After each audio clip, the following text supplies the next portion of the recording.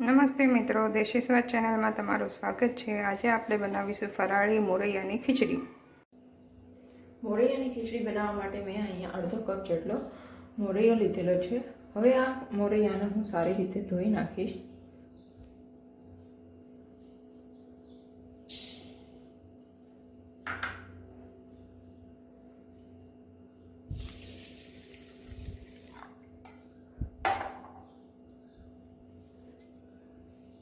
મોરૈયાને હવે હું 2 થી 3 વખત એકદમ ચોળીને ધોઈ નાખીશ, જેથી મોરૈયો એકદમ સાફ થઈ જશે। હવે મોરૈયાની ખીચડી બનાવવા માટે આપણે એક પ્રેશર કુકરની અંદર થોડું તેલ નાખીશું।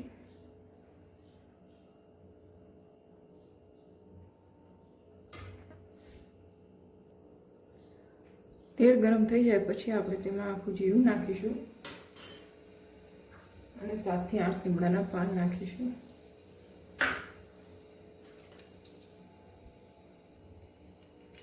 ત્યારબાદ તેમાં સમારેલા મરચાં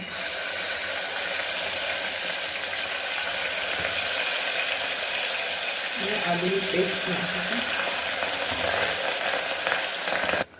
અને ત્યારબાદ કાપેલા બટેકા નાખીશું। બટેકાના ટુકડા છે એકદમ નાના કરીશું, જેથી કરીને તે ફટાફટ ચડી જાય, કારણ કે મોરૈયો ચડતા વાર નથી લાગતી, એટલે બટાકા છે એકદમ ઝીણા ઝીણા સમારેલા રાખવા પડશે। હવે બટેકા છે એ 50 થી 60% જેટલા બફાઈ જાય ત્યાં સુધી તેને ચડવા દઈશું। પછી તેમાં અધકચરા ભાંગેલા શીંગનો ભૂકો નાખી દઈશું। શીંગનો ભૂકો અધકચરો નાખવાથી ટેસ્ટ ખૂબ જ સારો આવે છે।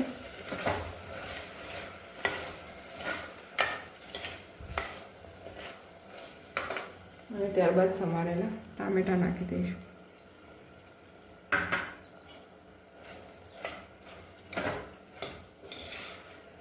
અને 5 થી 7 મિનિટ માટે ચડવા દઈશું।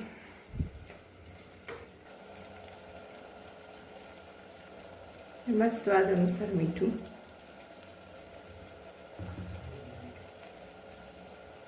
અડધી ચમચી જેટલો હળદર પાવડર,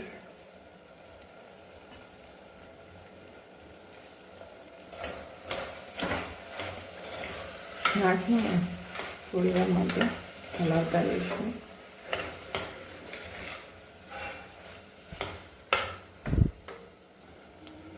હવે આપણે જે મોરૈયો ધોઈને સાફ કરેલો છે તે મોરૈયો અંદર નાખી દઈશું।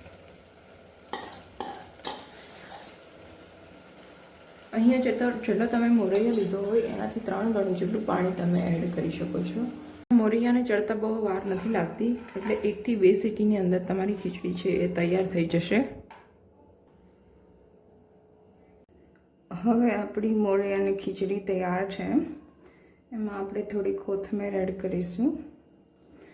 આ ખીચડી આપણે કુકરમાં બનાવેલી છે, તો એ ફટાફટ ઝટપટ 5 મિનિટમાં તૈયાર થઈ જાય છે।